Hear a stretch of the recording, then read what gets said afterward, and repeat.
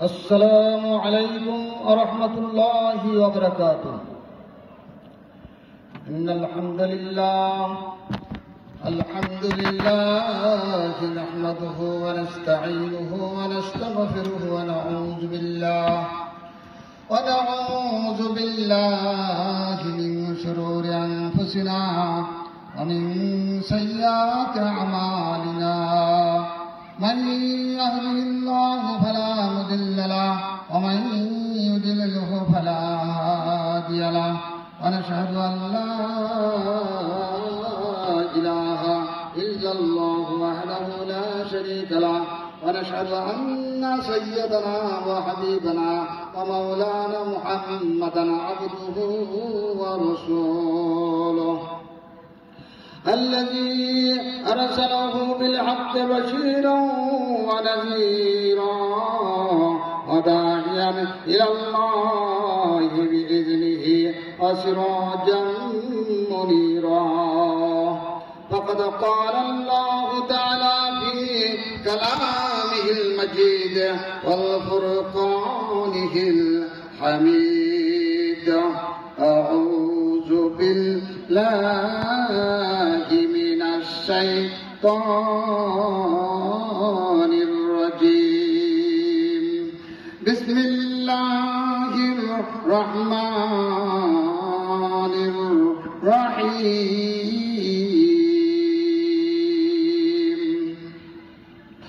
ولتكن منكم أمة يدعون إلى الخير ويأمرون بالمعروف وينهون عن المنكر وأولئك هم المفلحون.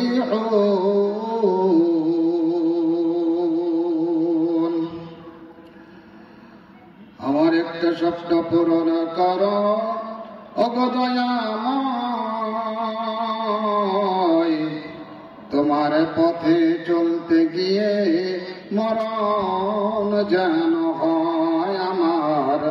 তোমার পথে চলতে গিয়ে মরণ যেন হয়। আমি অটল যেন থাকতে পারি আল কোরআনের সাথে। আমি ধৈর্য নিয়ে ডাকতে পারি দিন কায়েমের পথে। আমি অটল যেন থাকতে পারি আল কোরআনের সাথে। আমি ধৈর্য নিয়ে ডাকতে পারি দিন কায়েমের পথে। আমার ঈমান দিও আমল দিও, আমি ঈমান দিও আমল দিও ওগো দয়াময়।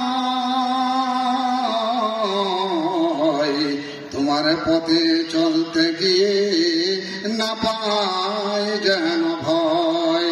আমার একটা স্বপ্ন পূরণ করো, আমার একটা স্বপ্ন পূরণ করো ওগো দয়াময়।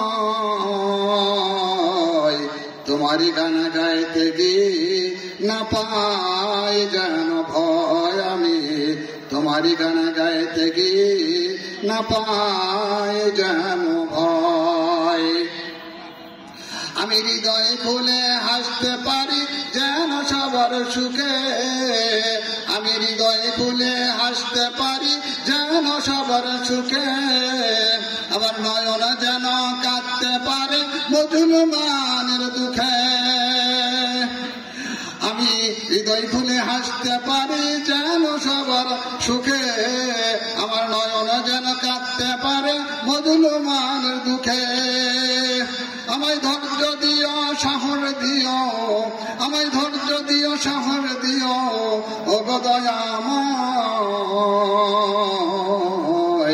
তোমার পথে চলতে গিয়ে মরণ যেন হয়। আমি তোমারই গান গাইতে গিয়ে না পাই যেন ভয়।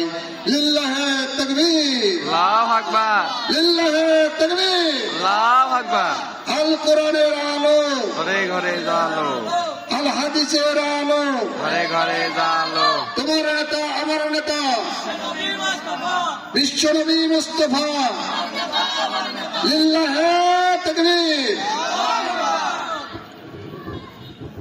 উপস্থিত আজকে এই শালিখা মধুপুর ঈদগাহ মাঠে আয়োজিত বিশাল তাফসীরুল কোরআন মাহফিলে সম্মানিত সভাপতি সাহেব হযরত উলামায়ে কেরাম ফজলায়ে জাম বয়োজ্যেষ্ঠ মুরব্বিয়ানে কেরাম আমার প্রাণপ্রিয় যুবক ভাইয়েরা পর্দার অন্তরালে আমার অবলা সরলা সতী সাধবী মা ও বোনেরা সকলের প্রতি আমার আন্তরিক সালাম। আসসালামু আলাইকুম ওয়া রাহমাতুল্লাহি ওয়া বারাকাতুহু। আপনারা সবাই ভালো আছেন তো? এই মাহফিলে আসতে পারে আপনারা বেজার না খুশি? কম না বেশি? বলেন আলহামদুলিল্লাহ। তো যাই হোক, আমি আপনাদের সামনে দ্বীনের দাওয়াতের উপরে একটু কথা বলবো। দ্বীনের দাওয়াত দিলে আমাদের কি লাভ হবে, কি ফজিলত আছে, আবার দাওয়াত না দিলে কি ক্ষতি আছে, এগুলি জানা দরকার আছে না নাই?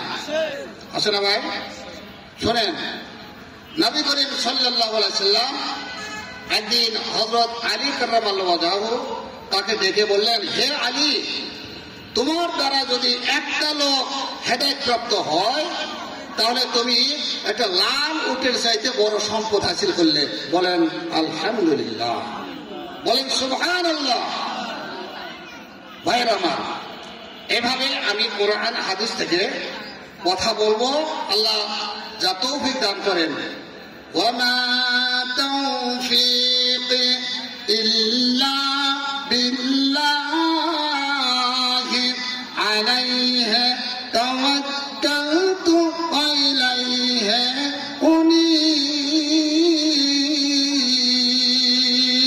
বলেন আল্লাহু আকবার। আল্লাহ পাক আমাকে তৌফিক দিলে কিছু কথা বলবো ইনশাআল্লাহ। আপনাদের কাছে আমার অনুরোধ, যারা বাইরে আছেন একটু ভিতরে আসেন, একটু সামনে বসেন এবং আমার কথাগুলো, কোরআনের কথাগুলো একটু মনোযোগ দিয়ে শ্রবণ করবেন।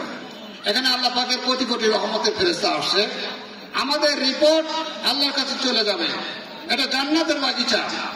এই জান্নাতের বাগিচা এসে জান্নাতের ফল ভক্ষণ করতে হবে। আপনারা রাজি আছেন তো? একটু ধৈর্য ধরে মনোযোগ দিয়ে কথা শুনবেন তো ইনশাআল্লাহ? আসুন আমরা ধীরে ধীরে কথা শুরু করি। তবে কথা বলার আগে আমি আপনাদের সামনে একটা হামদ আকারে, আল্লাহর প্রশংসা আকারে একটি ছন্দপূর্ণ গজল পেশ করব ইনশাআল্লাহ। লতা গাছে কে দিল রে এত বড় বড় কদু,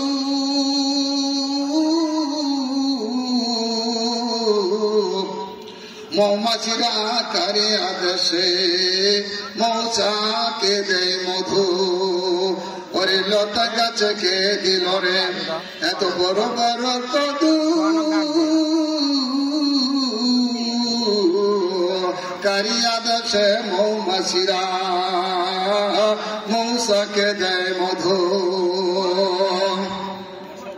ওরে শিমল গাছে কে দিল রে এত নরম নরম তুলা।